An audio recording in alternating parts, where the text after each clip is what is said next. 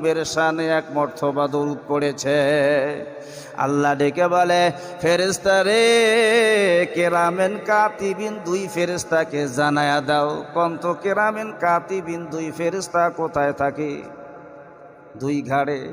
এই ফেরেশতাদেরকে জানায়া দাও, যারা আমি আমার নবীর শানে দরুদ পাঠ করেছে, তাদের আমল থেকে যেন একটা করে গুনাহ কেটে দেওয়া হয়। আবার এক একটা দরুদ পাঠ করার কারণে এক একটা করে গুনাহ কেটে এক একটা করে সওয়াব আমলনামায় লিখে দেওয়া হয়। আল্লাহর নবীর শানে দরুদ পড়লে সব হয় না নেকি হয়? নেকিও হয়, সবও হয়, গুনাহ তো আর হয় না, গুনাহ কেটে যায়। বুঝেন নাই?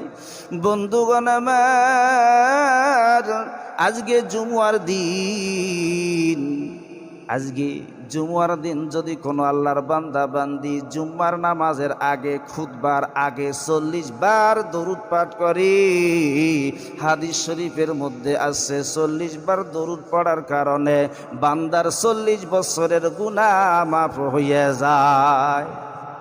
কয় বছরে? 40 বছরের।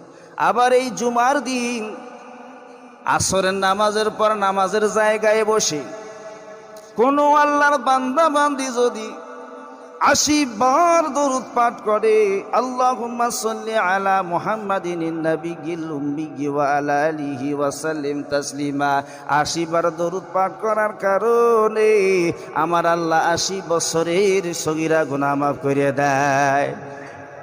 তাহলে দরুদ পড়লে লাভ না লস? যত বেশি পড়বেন তত বেশি লাভ আছে না নাই? আল্লাহ বললেন, ইন্নাল্লাহা ওয়া মালাইকাতাহু ইউসাল্লুনা আলান নবী ইয়া আইয়ুহাল্লাযীনা আমানু সাল্লু আলাইহি ওয়াসাল্লিমু তাসলিমা। আল্লাহ ডেকে বলে, নিশ্চয় আমি আল্লাহ এবং ফেরেশতা মণ্ডলী আমার নবীর শানে দরুদ ও সালাম প্রেরণ করি। সুবহানাল্লাহ কোন। আল্লাহ নিজে দরুদ পড়ে, ফেরেশতারাও পড়ে, আবার ওই আল্লাহ হুকুম করতেছেন, ইয়া আইয়ুহাল্লাযীনা আমানু, হে ঈমানদারেরা যারা ঈমান এনেছ, তোমরাও আমার নবীর শানে দরুদ সালাম প্রেরণ করো। সুবহানাল্লাহ কোন। হুকুম করতেছেন কে? আল্লাহ।